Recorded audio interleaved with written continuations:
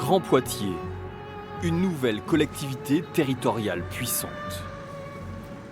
Aujourd'hui, plus de la moitié des habitants du département de la Vienne en font partie. Née il y a 3 ans, cette communauté urbaine est en fait un lot de consolation. C'est ce que nous explique ce professeur d'université spécialisé en aménagement du territoire.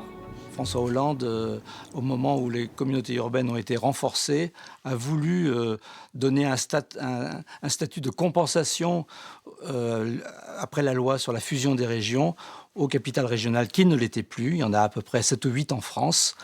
Et elles ont reçu le statut de communauté urbaine, ce qui leur permet d'avoir des moyens de l'État et surtout des compétences qu'il faut maintenant assurer.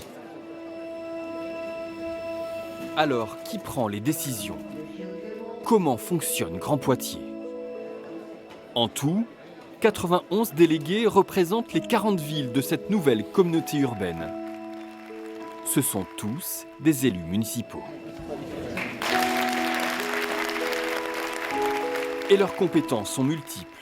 Développement économique, social ou culturel, politique de la ville, protection de l'environnement. Budget global, plus de 400 millions d'euros. Et un président, le maire de Poitiers, Alain Claes. Je ne pense pas que l'aménagement du territoire de notre pays puisse se faire uniquement entre Paris et 4 grandes métropoles comme Bordeaux.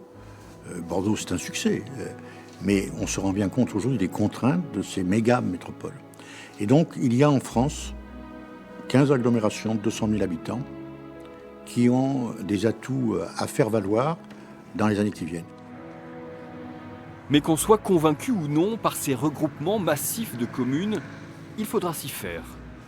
C'est l'analyse de Dominique Royot.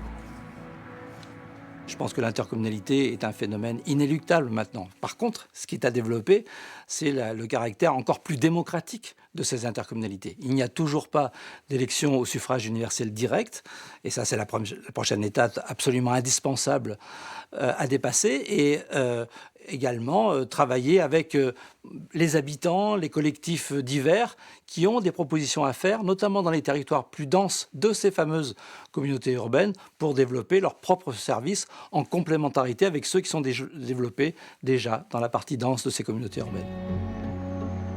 Des territoires en perpétuelle mutation, une tendance qui devrait s'accentuer. Avec par exemple des rapprochements économiques entre agglomérations voisines. Grand Poitiers devra alors regarder encore plus loin, du côté de Niort, Limoges ou même Nantes.